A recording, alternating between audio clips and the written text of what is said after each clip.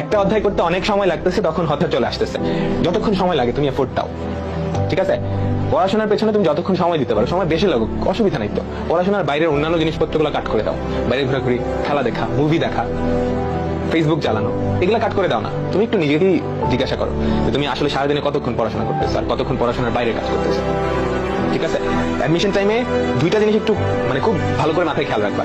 একটা হচ্ছে সময় যাতে নষ্ট না হয়, আর দ্বিতীয়ত হচ্ছে বন্ধুরা কি করতেছে ওইটা দেখে, তোমার ভালো ছাত্ররা কি করতেছে ওইটা দেখে তোমার তো লাভ নেই। ওর আগে থেকেই সবকিছু পড়া আছে, ও এখন অ্যাডভান্স জিনিসপত্র করতেছে, আইআইটি সলভ করতেছে, এই জন্য কি তুমিও গাধার মতো গিয়ে সলভ করবা?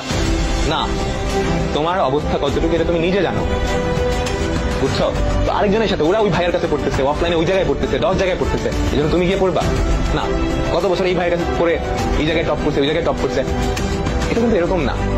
টপ করছে ও নিজের কারণে, ও নিজে পড়ছে, এটা বুঝছো? আমি নিজে তো টপার ছিলাম, আমি টপ করছি কি ওর কাছে পড়ছি, এর কাছে পড়ছি দেখে? আমি নিজে পড়ছি, এই জন্য নিজের পড়াটা সবচেয়ে গুরুত্বপূর্ণ, ঠিক আছে?